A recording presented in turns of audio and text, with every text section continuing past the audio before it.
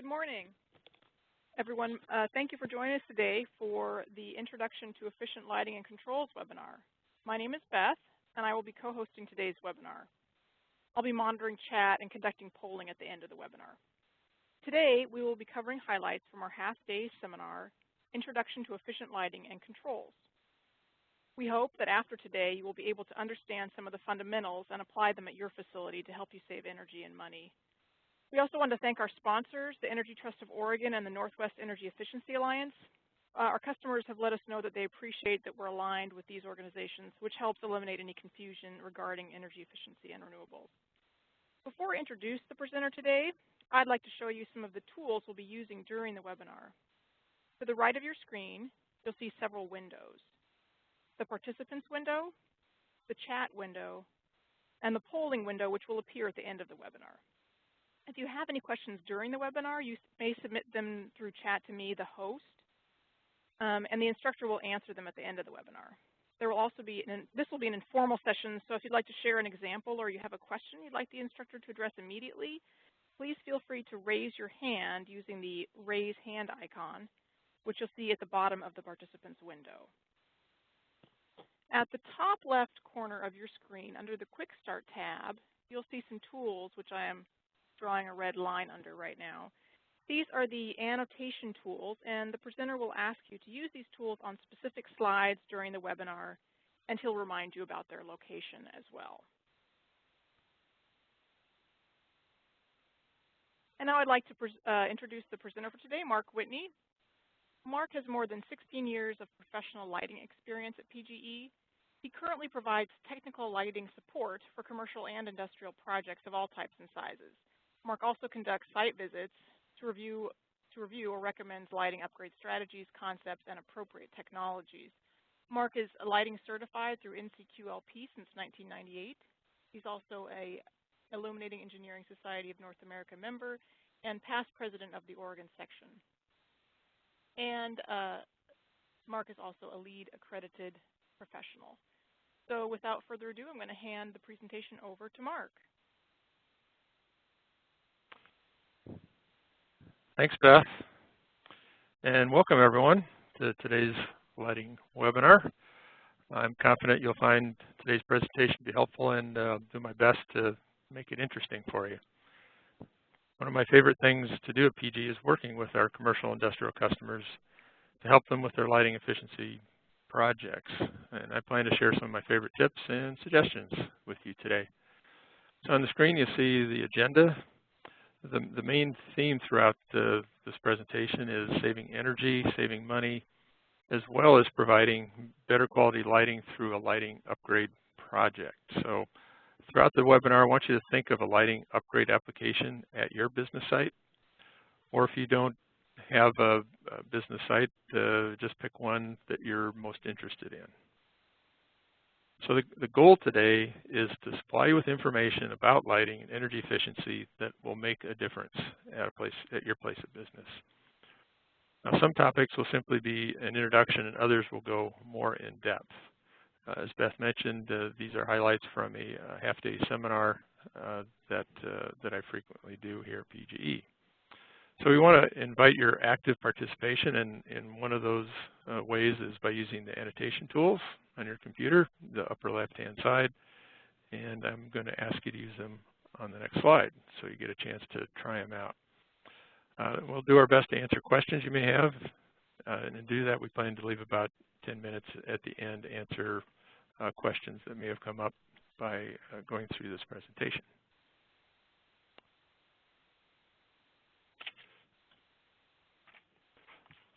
So the key learning objectives for today are the following, and this is a good place to use your annotation tools. If you want to highlight or select one of these that you're most interested in, I'll be sure to cover those later today. So during the early part, we're going to focus on how to get light to the work plane effectively and efficiently. Both of those are important. And throughout the presentation, I'll share several energy-saving lighting upgrade applications. The focus is going to be on retrofit, but new construction applies also. And then toward the end, we'll go over how to save energy with controls, and we're going to focus today on occupancy sensors. So after we've learned a few things today, I'll let you know how you can get help with your lighting upgrade project. All right. Number 2 looks popular. Great, we'll do a lot of applications today. So what is light anyway? Essentially, light is radiant energy that we're able to see. And light is light whether it's from the sun, fire, or electric light sources. But there's a lot of variables about light, and we'll discuss a few of those today, especially as I refer to color. And normally, we're looking at reflected light, unless you're a lighting geek like me that's looking up at light fixtures all the time. And our eyes are designed to be sensitive to this energy. So the radiant energy can be represented visually by the electromagnetic spectrum. Maybe many of you have seen this before.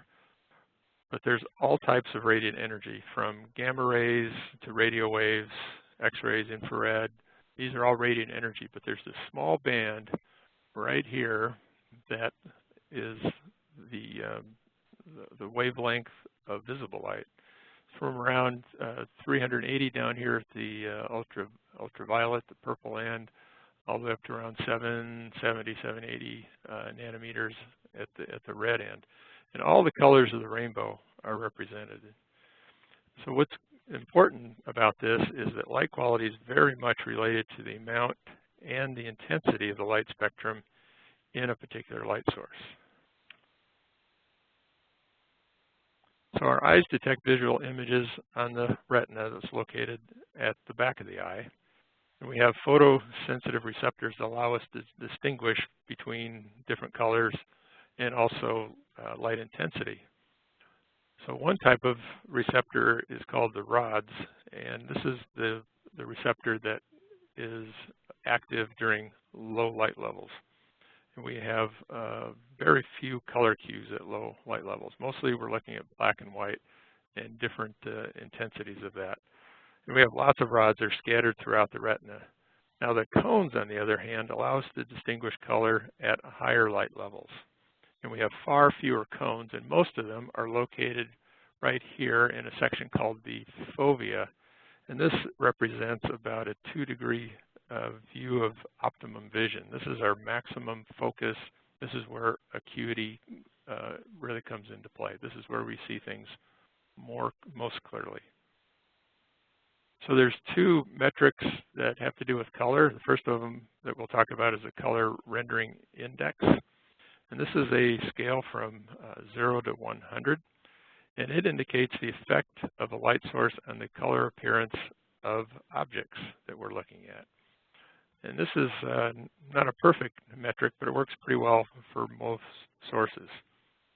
As you can see with this these color samples, these are the colors that are rated for accuracy. And they work pretty well for fluorescent, incandescent, but we found that it doesn't work quite as well for LEDs. And they're working on a new metric called color quality scale that is supposed to help address that issue. LEDs are better at rendering more saturated colors rather than the pastel colors that you're looking at here. So the sun is considered to be a perfect 100. All of the colors of the rainbow are present. Incandescent sources for electric light is the best source for electric light, and that's usually around 97 or better. And this is one of the reasons why retail stores like to use halogen track lights, is because they render colors so well. Now, on the other end of the extreme, high pressure sodium, which is a street light for most applications, is an example of poor color rendering. It is down around 20. Very yellow light source, doesn't render colors very well at all. Fluorescent is usually around 85 or better for your better quality fluorescent, and that's considered to be very good. However, keep in mind that not every task needs to have a real high color rendering index. Retail, art galleries, museums definitely want that good color rendering, but warehouse storage, maybe not so much. The other metric is called correlated color temperature, or just color temperature. And it's measured on a scale called Kelvin, and it's represented by the letter K. And this indicates the warmth or coolness of the light source itself. Below around 3200 K, we consider that to be relatively warm. It's on the red side of the spectrum. And above 4000 K, it's going to be more blue, and it's going to be considered a cool light source. But color temperature is very subjective as far as what people like as far as color temperature. But in general, most people's skin looks better under warmer sources, and this is because there's more red in the light source. However, we can see most tasks better, especially ones that are small, ones that maybe are moving by under cooler light sources. And this is because there's more blue in the spectrum, and this makes our pupils smaller, and that allows us to see more clearly. So there's fewer aberrant rays in our field of vision. Remember the fovea, which represents a 2-degree field of vision. In fact, if you've ever squinted, or if you've looked through made a little small hole with your hand to look through, you actually do see better because you're blocking out some of those rays that really don't matter as far as seeing things clearly. And higher color temperature lamps, we're finding, may also allow for energy savings for certain applications, especially those where visual acuity is very important. Here's another representation of color temperature.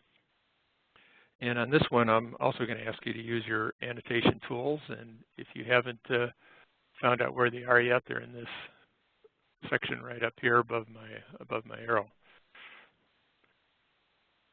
So as you can see, that the larger the number, the cooler the light source. Now, all sources have a range of color temperature. So you get down here into the incandescent and the halogen. Actually, it's right in here between 2700 and 3000 is pretty much the range for incandescent. Now you get into compact fluorescence and linear fluorescent. It can range all the way down here around 2800 up to around 6500. And there's even lamps that can render 8000 K and even higher. But that's not for most typical applications. So if you could, thinking of your application, if you can indicate on this chart the color temperature that you think that you would like to have for your application. If you have something that's going to be for inspection, you're going to want to have something cooler. If it's residential, you're going to want to have something a little bit warmer. Fluorescent sources vary their color temperature by adjusting the mixture of the phosphor. They're called rare earth phosphors, and they all look white, but they actually render the light either warmer or cooler. So you can adjust the warmness or coolness of a light source by adjusting the phosphor coatings. So we're seeing we have a range of color temperature preferences. We have at least one person who likes 5000 and one more in the middle, and a few right around 3500.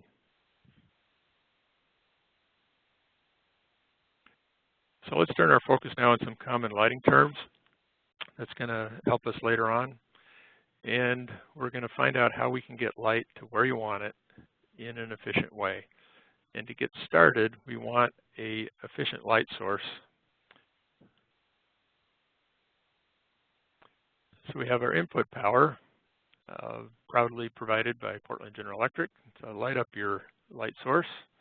And then once it's turned on, it gives off light, and that light is measured in lumens. And rather than efficiency, the more technical correct term is efficacy, which is stated as lumens per watt. So if you think of miles per gallon, this is the concept I want you to get when we talk about lumens per watt and efficacy. Now the place where you want the light to go is known as the work plane. And the next few slides we're going to see how we can get that light to where we want it in the most efficient way. And when you do this, it saves energy and money. Now here's a chart that I put together. I've seen different variations of this, but one thing you'll notice on this is the incandescent and the halogen in the upper left-hand corner has very low efficacy, which is not too surprising. But all sources have a range of efficacy. The higher wattage incandescents generally are a little bit higher. If you get the halogen sources, they're better, and the best incandescent sources are halogen infrared, and they have a much higher efficacy than your standard incandescent. Compact fluorescent has a range down on either side of about 50 lumens per watt. Your pin-based fluorescent tends to be a little bit better overall, a little closer to 60 lumens per watt on average. Your common T12 magnetic linear fluorescent is somewhere around 70 lumens per watt. And one thing I want you to note here is that any of your T8s, any of your T5s are going to be better than even your best T12. So for linear fluorescent, this is the one we want to focus on. Another thing to draw your attention to is that some of these light sources, most notably metal halide and LED, have some potential room for improvement. They're working on metal halide and getting some more lumens per watt out of them, but the most dynamic and most exciting light source is LED, and they're already up to 100 lumens per watt with expected near-term improvements all the way up to 150 and possibly even as high as 200 someday. Now, efficacy is just the starting point. So now we're going to look at fixtures and see how we can get the light out of the fixtures and get those light rays to the work plane where we want them. So luminaire efficiency or fixture efficiency, either one is fine. It's the ratio of lamp lumens leaving a luminaire relative to the lumen output of the lamps going into the luminaire. So if you had a lamp just hanging in the middle of the room, you could say that was 100% efficient, just hanging from a socket. Now your one lamp strip here is almost as good. About 95% of the light gets into the room that it's intended to light, where this parabolic, because it has louvers and is directing the light where you want it to go, is going to only be around 65% efficient. Now this can be okay because it's also directing the light down where you want it. Now in the case of the strip fixture, you're lighting up the whole space in pretty much equal amounts. But with a parabolic, you want to get it down to the desktop is typically what you want to do. Good thing to keep in mind, the more light control that you have, the lower the efficiency of the fixture is going to be. But sometimes you want to control the light to prevent glare or to have light go in a direction we want it to go. So when light hits an object, and that could be within a light fixture like we just saw, three things can happen. One is the light is reflected, and number two, it's going to be absorbed by that surface. So with the light fixture, we want highly reflective materials to minimize absorption and get as much reflection out of that fixture as possible without creating glare or any other unwanted features of that light. Now, if we have a lens or some kind of semi-transparent material, the light is going to go through, and you're going to lose some light going through that material. So a typical prismatic lens, you're going to lose as much as 10% of the light just going through that lens. So some fixtures are more efficient than others just because there's a lot of light bouncing around, and the materials within that fixture are absorbing a lot of the light rays. Now, besides wanting reflective surfaces in light fixtures, it's also a good idea to have light-colored walls and ceilings, floors, objects within the room, because they're all going to be absorbing light. And so the lighter and more reflective the material, the more the light is going to make it throughout the room and down to the work plane where we want it to go. So we measure light in a unit called foot candles, and this is the amount of light from one candle 1 foot distance, 1 square foot in space is the definition. So here we have 1 foot candle.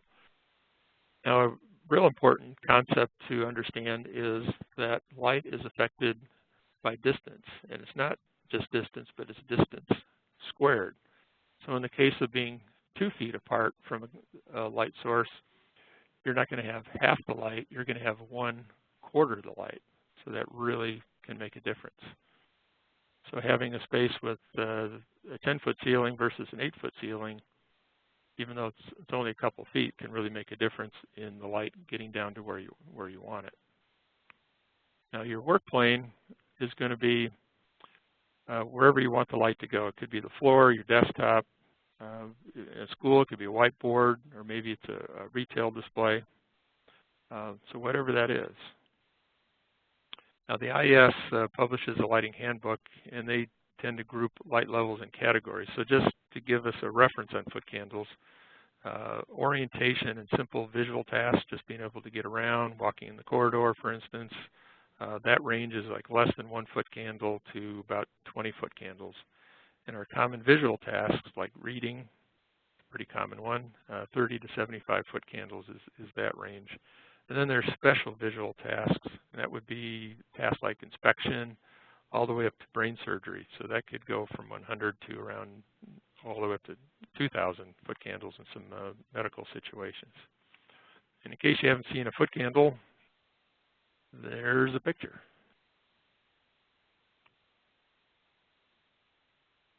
So now that we finally got our light to the work plane, that's a great thing. But there's one more thing we need to consider about light, and that's what happens to the light over a period of time. All lamps are going to lose light, some much more than others. In this chart, you're going to see the T12, it loses 30% or more of its light before it finally gives out, where your T8 and your T5 are going to be well above 90%. So that makes a pretty big difference. In the old days, when you had T12 fixtures, you had to overlight the space to allow for this steep depreciation of lumen output. Now with T8s and T5s, even though you have to account for that, it's not nearly as important as the T12. Now when you look at this chart, I know which looks like a bunch of spaghetti, but the point is that you're going to see a lot of light sources with lumen depreciation that goes well below that 90% line. Your 8-foot T12 VHOs and HOs, mercury vapor is especially a bad one. That will actually doesn't burn out. It just keeps getting dimmer and dimmer. Metal halide depreciates quite a bit. So you have to either overlight a space to allow for that depreciation or put up with less light than you want as the light source ages. So there's other factors that affect the light output, and most of these involve dirt of some kind, either on the lamps, the fixtures, or room surfaces.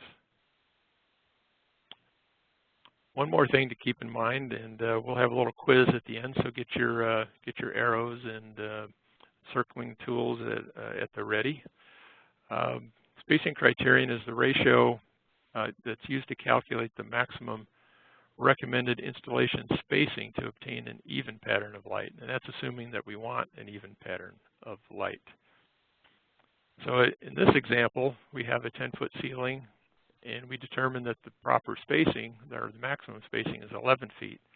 And we came up with that spacing by multiplying that spacing criterion. And by the way, that spacing criterion is found on specification sheets and is different for every fixture that you find. So you take that number, multiply times the height, in this case 1.1 times 10 equals 11 feet. So now we're going to, here's our quiz, here's our test. So now our ceiling is 12 feet. I'm sorry, our spacing criterion is 1.2. Our ceiling height is still 10 feet. What we want to do is find out how far apart those fixtures would be. So spacing criterion of 1.2, 10-foot ceiling height, how far apart should those be? And of course, this will really help if you have a choice of 3 answers. So if you have the answer, go ahead and select which one that you think is correct. Keep in mind that this criterion applies to relatively open spaces. If there's a lot of high cubicles or partitions or a lot of dark materials, you may want to space fixtures maybe a little bit closer together. And it looks unanimous. Can't see it anymore, but it's 12 feet is the answer. Good job. Okay, lamps and nomenclature. And we still got to do a little math. So when you designate a lamp, it's designated by a letter, and that designates the relative shape of the lamp. And the number, this is where the math comes in, is the maximum diameter in eighths of an inch. Now when you get light sources here like your common T8, the T stands for tubular, and the 8/8 of an inch, which is 1 inch. That's pretty easy. T12 is a little more difficult. It's 1.5 inches. T5 is 5/8. And you get in these par lamps, 38/8 of an inch. I think that's about 4 3/4. I can never remember that. And here's your G for globe. So you're kind of getting the idea. For our common everyday light bulb, it's known as common name is A19. So it's an arbitrary lamp, 19/8 of an inch in diameter. So since we're talking about incandescent, let's talk about some of the reasons that we might want to still use this relatively outdated technology, which hasn't changed very much since Thomas Edison invented it over 130 years ago. So why do we use it? It's inexpensive. You can get it anywhere. People know how to use them. Color rendering is very good. And probably one of the most important things is that it's easily dimmed. But the disadvantages are pretty obvious. It's very inefficient. It converts more energy to heat than light. It's more of a heater that produces light than a light bulb. The lifespan is very short. And we're going to talk a little bit about the laws that have been passed to essentially ban certain types. Good thing to keep in mind is that when we talk about halogens, this just refers to another type of incandescent, but it performs much better than your standard incandescents.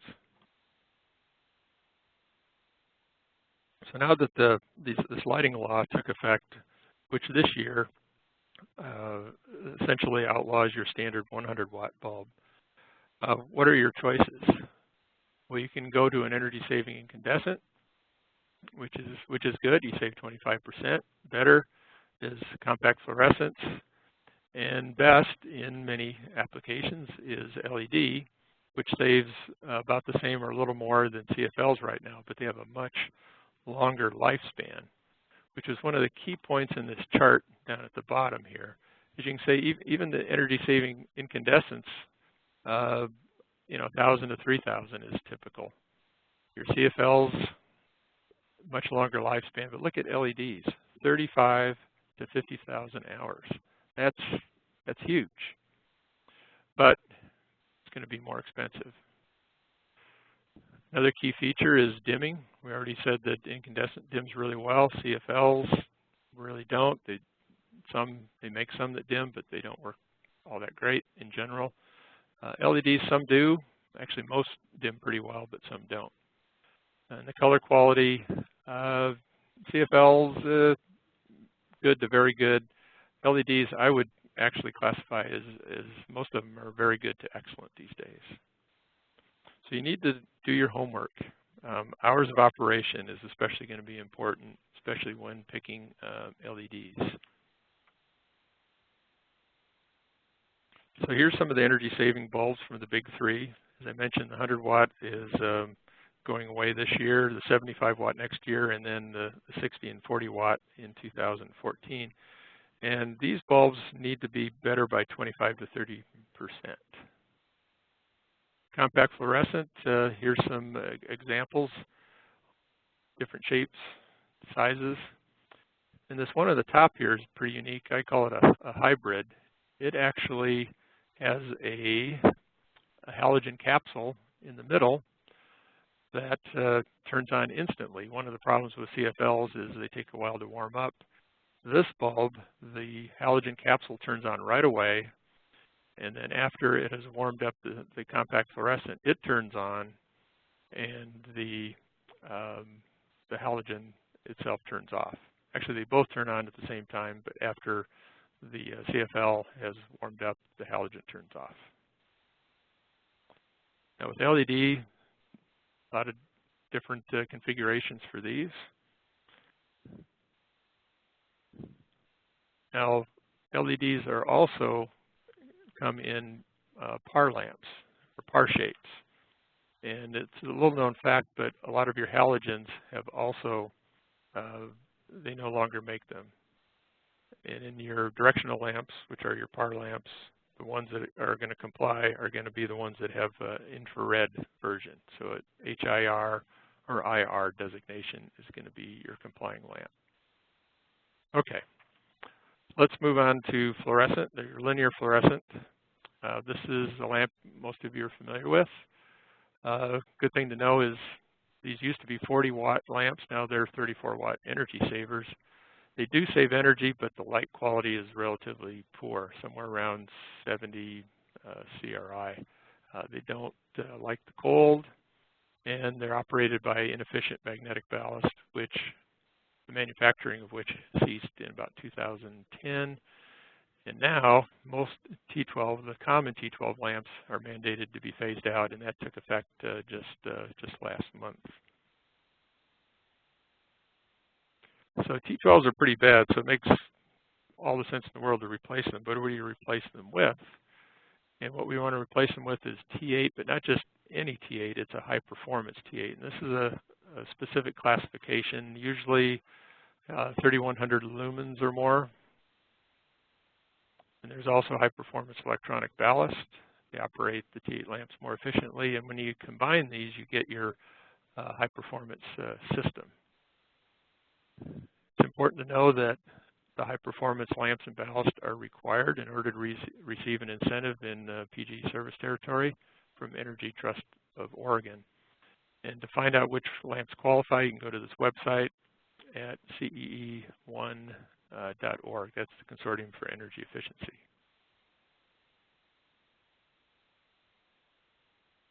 Now, another type of high-performance lamp is known as a reduced wattage T8. And these work really well if you have an existing T8 system and you just want to save energy, and you can put in these replacement lamps. And these come in 28 watt, and 25 watt is more common. There's other wattages. They look just like other T8s, so you got to be able to differentiate them by reading the end of the lamp. But again, just like the T12s, the reduced wattage T12s, these don't like it cold. So you have to keep that in mind. Again, especially good if it's currently overlit. And let's say your ballasts are relatively new and you're not ready to change them out yet. But to save more energy, retrofitting with reduced wattage is the way to go. This is going to include a new ballast and some other modifications. So with our T12 system, we couldn't put these reduced wattage T8s because the ballast wasn't compatible. So now we have an opportunity to put a new lamp and ballast in. And older T8 installations, let's say around 10 plus years old, might be a good idea to put in a new ballast and a new lamp. But in my opinion, I think using the full wattage lamps offers you the most energy savings opportunity, and also offers you the opportunity to reduce the number of lamps when you retrofit. So what about T5s? They're getting skinnier. Maybe they must be better, but not necessarily. So we have two basic types. One is a standard T5, and the other is a high output T5. But they don't fit in the T12 or T8 lamp holders. If I didn't mention earlier, both T12s and T8s fit in the same lamp holders. So they have miniature bipins. They're 2 inches shorter, so they're really not meant to be a retrofit lamp. They're best when they go in new fixtures. These are some types here: indirect, your advanced lens, where the fixture is designed around the lamp that's going in that fixture, and then high bays. These work really well. Fluorescent lamps have improved to the point where you can get light from very high distances, 30 feet or more, down to the work plane. Now, keep in mind that these applications also use high-performance T8s, and in many cases, I think high-performance T8 is actually the better option. Okay, here's a pretty old-looking fixture question, and we're going to go through this and help decide if we should replace this or retrofit it. Your first thought, I'm sure, is just replace it, but maybe not. You can certainly see that the reflector is very discolored. It's not reflecting very much. The lamps are getting old, and you can tell by the darkened ends. These lamp holders have been there a long time. They're probably getting brittle. Sometimes they get cracked, don't provide a good connection. So it doesn't look like a very good candidate for a retrofit. However, oftentimes you can take this fixture down to just the gutter, just the sheet metal, and apply a retrofit kit to it. So here's two 8-foot lamps in an industrial fixture. It could be a slimline lamp, it could be HO or VHO. But our goal here is to replace each of these 8-foot lamps with two 4-foot lamps. The reason we want to do this is that better performing lamps are 4-footers. They're easier to handle, and you can reduce your lamp inventory. So the thing to do, if you think back to that last picture, all you're going to do is attach a kit to the old channel, maybe add a reflector, and you're going to have new lamp holders. So from down below, it looks like a brand new fixture. But sometimes it makes sense just to install an entirely new fixture, especially if it's high up in the air. If you ever worked on a lift, it's not a whole lot of fun up high. Okay, here's another common fixture. We're going to spend a little time on this. So can this fixture be saved? So here's some of the things, and feel free to highlight some things that you're picking up here. But I'll go ahead and get started here. Here's a lamp holder with no lamp in it. That tells me that either it was overlit, or they're trying to save energy. Maybe one of the ballasts burned out. Here we see that the fixture surface is very discolored, so it's not reflecting very much light. Up here in the corner, you can see there's a gap. Most likely what happened is right here, there's a latch. A lot of times these are plastic or really thin metal, and they don't hold up very well. It's pretty obvious that the lens is missing in this fixture. So what can we do? What can we do with this one? Can we retrofit this, or do we have to get a whole new fixture?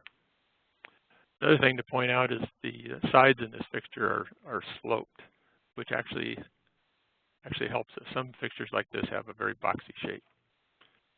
So to retrofit these, we're going to install a kit. And with this kit, you're going to have new lamp holders. It may be a new ballast cover, and it may include a new reflector. One of the nice things that happens, especially when you're going from 4 lamps down to 2 lamps, which is a very common retrofit, if you look at this diagram, you'll notice that this kit centers those 2 lamps, where in the picture that we saw before, the 2 lamps that were remaining were right in the middle of the fixture. Here they move further apart, and with this reflector kit, it's also optimizing the light coming out of that fixture. So you can improve the efficiency by 10, 15% or more. Now, a step up from this kit is you're going to have the hardware on the left, plus you're going to have a new lens. And this gives the fixture a more modern look, but it's also going to make it more efficient.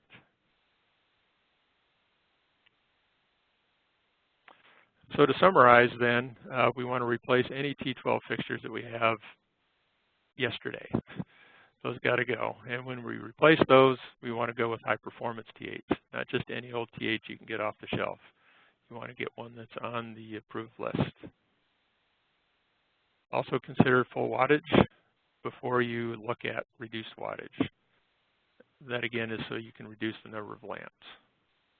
Want to rule out retrofit options before you go to new fixtures, but sometimes new fixtures is just what you need. And decide if lower light levels would be appropriate.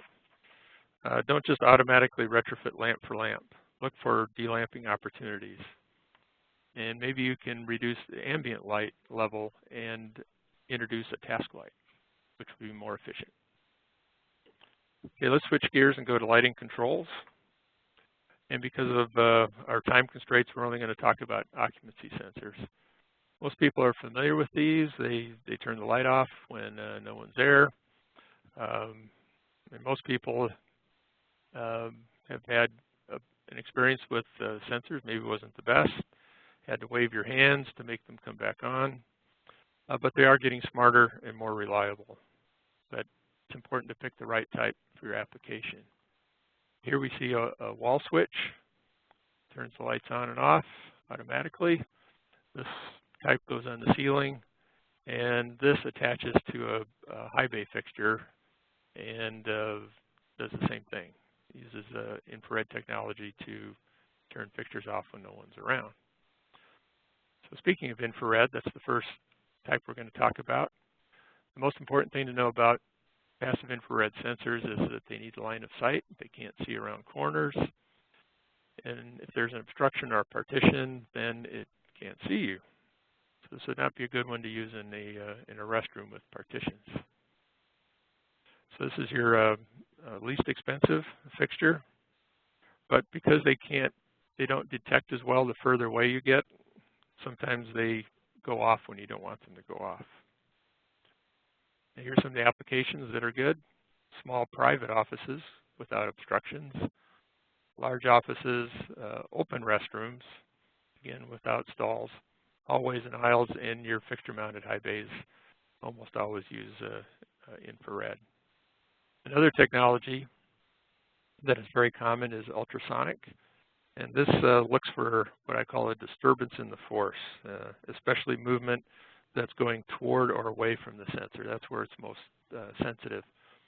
But sometimes it leaks outside of the room that you're in, so it can turn fixtures on when you don't want them to come on. And you can eliminate this or reduce this by putting them in rooms that normally have a closed door. So they're going to look like this. They sometimes look like they have a little, speaker in them or something. They have one port that sends rays or sends out the sound, and another one where the sound returns. This can be a wall switch like this, or it can go on the ceiling. And these are more expensive than passive infrared. So these work well in large conference rooms, storage spaces, any room with an obstruction. Now sometimes you want the best performance, and you get that with a dual technology. That's where you combine two technologies. In this case, we're combining both infrared and ultrasonic. And what this does is that the lights are only activated when occupants are detected by both technologies. So that eliminates the false ons, and either one keeps the lights on, and that reduces the false offs. But again, since you're using two technologies, it's going to be a little bit more expensive. And here's some of the applications that this works really well with. So how much can you expect to save with occupancy sensors? It depends on where you use them. And it also depends on ownership of the space. And I'm only going to cover a couple of these, but if there's one that you particularly want me to cover, go ahead and use your annotation tool and point your arrows or circle something, and I'll make sure I cover that. With offices, it's an owned space. You know when you're coming, you know when you're going. So it's fairly predictable. So sometimes you don't save a lot of energy because you're more prone to turn the lights off. where in a restroom, for instance, you don't own that space, so you're more likely to just use the space and then leave the space and not worry about the lights because you may not think it's appropriate to turn the lights off. But if you have a sensor, they'll do that automatically for you. A warehouse has a great opportunity for savings with fixture-mounted sensors, and that is because some warehouses have spaces or aisles that aren't used all day or maybe for several days. So savings up to 75% is actually pretty common. Conference room is not an owned space, so you're not comfortable with turning those off, especially if maybe you're visiting another building and you don't know whether you should turn the lights on or off. But if you have an occupancy sensor, it'll do that for you automatically. So in summary, you need to have the right control. So pick the right technology and also the right type. You want to install them correctly. You want to put them in the right location. This is kind of obvious, but have them pointing in the right direction. And you want to commission them. What we mean by that is most sensors have some kind of adjustment. Most of them you can adjust the timeout from as low as 30 seconds all the way up to 30 minutes, maybe even more. You can adjust the sensitivity and also the field of view. It can adjust the view of the sensor so that it's looking at say an entrance for instance is a good idea, and maybe some other place you don't want the fixture or the sensor to be looking at. So there's great savings when it's done right. And if you want to get more information, lightingcontrolsassociation.org is just excellent. As much about lighting controls as you'll ever want to know. Okay, so hopefully you've been thinking about an application in your place of business and maybe want some help. We offer some help. You can go to our website and you can send us an email through that, as well as information that's on the website itself. But I encourage you, if you have a commercial building, to contact us, Paula Conway. Industrial customers, John Maloney, can help you out. There's incentives through the Energy Trust. There are standard incentives. Some examples are the high-performance T8s we've been talking about. Excellent incentives, and these are going to be reduced or go away pretty soon. So if you have any T12s, I encourage you to take advantage of this. If you have any incandescent downlights, you can replace those with LED. Great application, good incentive, as well as any track lighting. Up until now, there hasn't been a good alternative for your halogen track lighting or for any directional light that you want good light quality. Now with the LED par lamps, excellent opportunity, long lamp life, great energy savings. And lighting controls, there's incentives for those. Now if you don't see something on the list, then there's custom incentives, and this applies especially to applications like high bays, where the savings and the cost is not as predictable as your standard incentives. And here's the Energy Trust website that you can go to, or again, contact PG and we'll help you out. So to qualify for a lighting project, you have to have a simple payback of more than a year, 25% or more project savings, and depending on your measure, it's going to have its cost effectiveness test. For most of your measures, you want to have approved products. For fluorescent, we already talked about getting the high performance brands of T8s. And with LEDs, the place to go is a lighting design lab. There you're going to find a link to the Design Lights Consortium for fixtures and a link to Energy Star for your lamps. They also have a list for products that they feel are worthy products but haven't yet made the Energy Star or the DLC list, but will qualify for Energy Trust incentives. So go to that website to get your qualified LEDs. And most importantly, make sure your project is pre-approved before you get started. So to wrap this all up, these are our common lighting upgrade opportunities. If you have older T12, actually any T12 system is going to be an older system, but if you have older T8s as well, you can go to the high performance T8s with electronic ballast, either the full wattage or the reduced wattage. And if you need new fixtures, new high performance T8 or T5 fixtures. If you have any incandescents, you can go to the energy efficient incandescents, which are actually halogens, compact fluorescents, or the best but most expensive at this point, light emitting diodes. And if you have areas of intermittent use, often vacant, occupancy sensors is what you want to look at. So as I mentioned, what we went over today is bits and pieces of a longer seminar that I give. This next one is going to be on September 18th in Clackamas. And if you want to know more about LEDs, we have Dr. Jack Curran, who's an expert on LEDs, and he'll be giving 2 seminars in October. So I encourage you to attend either one of those. So with that, we're going to turn it over to Beth for questions, and we appreciate you hanging on, and hope you'll hang on a little longer for some questions. Thank you, Mark. We want to remind you of the upcoming webinars that we have listed on our slide here.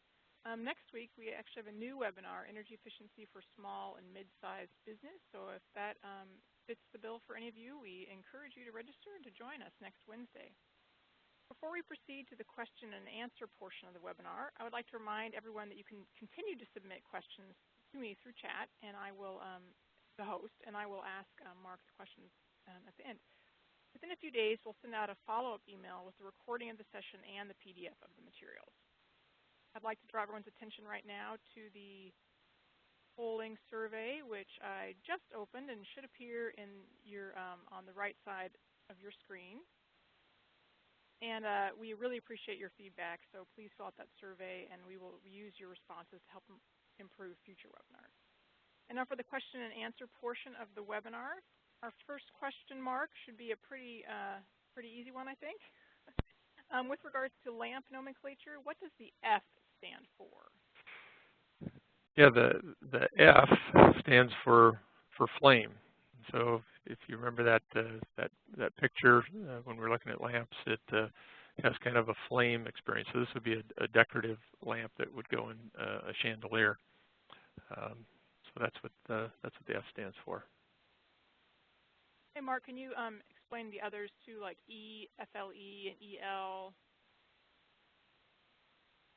Are there any other prefixes that you might be able to explain, or maybe we could just other ones, other letters? Mm-hmm. Well, there's G for globe. That's a common one. The PAR lamps.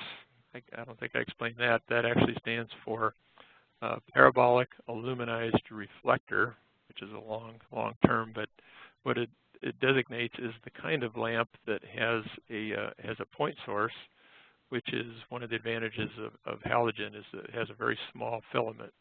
So the smaller the light source, the more you can get light to where you want it to go. So in the case of a PAR lamp, the parabolic aluminized reflector, it has a parabolic reflector, so that small filament, that really bright spot, can be reflected and creates a very nice beam. Very nice. You can make it a spot. You can make it a flood. You can get the light to where you want it to go. So it's going to be interesting when they come up with LED PAR lamps. The PAR really doesn't make sense anymore because it doesn't use the same type of reflector that a PAR lamp does. But because it's familiar for a long time, I'm sure we're going to be calling LED directional lamps PAR lamps for a long time. Thanks, Mark. And we just got another question. Can you recommend a good resource to learn more about daylight sensing systems? So for daylight systems, there's a lot of good information that you can find through the Advanced Lighting Guidelines. This is used to be a book. It was a very popular book that was published in out of California. I think the California Energy Commission, I believe, or one of the utilities. I can't remember, but they've transformed from a book into a website, and I believe the website is algonline.org, and they have a lot of stuff that free resources that you can get. But if you want to dig deeper, especially in the daylighting, they're very strong in daylighting, is that you have to pay a yearly subscription. I think it's around $90, $95 that you have access to their information that's updated frequently. So that would be, I think, the best resource for daylighting systems is to go to Advanced Lighting Guidelines website. Thanks, Mark. That's great. And I think we have time for maybe one or two more questions. Next one we have is it possible to install LED PAR lamps in a retail situation? Absolutely.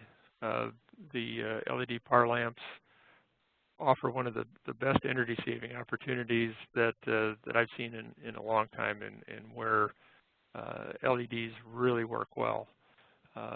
In track lighting, retail applications, people have tried compact fluorescent reflector lamps, but because they're a big blob of light, you can't really get that nice beam of light.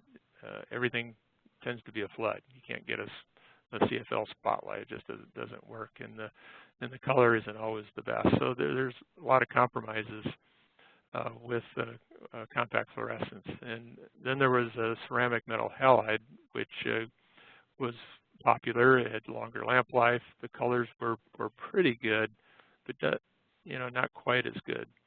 So there really hasn't been a good alternative until now. And the directional lamps, LED directional lamps, are just excellent. The color has improved to where it looks almost identical or very close to the halogens that it replaces. And the lamp life, even if you didn't save any energy with LED PAR lamps, it would be worth it just for the money that you would save changing out lamps. But you're going to have maintenance savings, you're going to have air conditioning savings, you're going to have energy savings, and your merchandise is going to look just as good, sometimes even better. So I really encourage you to take a look at that, and there's excellent incentives available right now as well.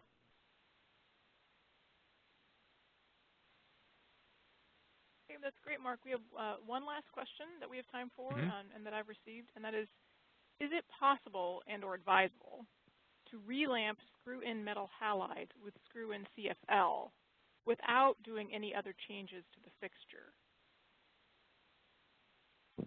I know that they do make some CFLs, and when I think where you're thinking about a high bay metal halide, and they make a compact fluorescent. I don't think it's a compact anymore when it gets to be that big. It's kind of like the term jumbo shrimp. Compact. Those compacts are pretty huge. But sometimes you can just screw them in, and but then if you do, then you're still using the wattage for the ballast. So, and you're really not going to get the punch of light that you need from high mounting heights.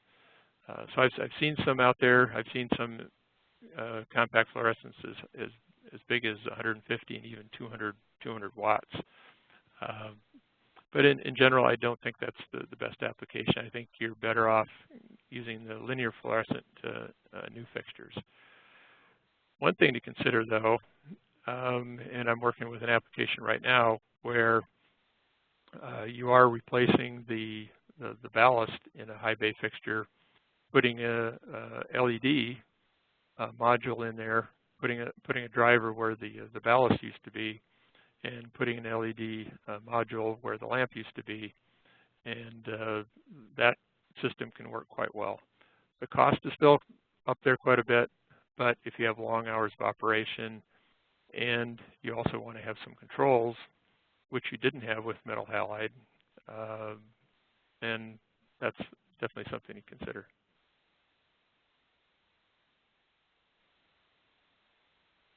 Thank you, Mark. And thank you all for joining us today. That was the last question. We will stay online for a while just in case any of you would like to ask any additional questions of us. And we really appreciate you taking the time to join us. Thank you.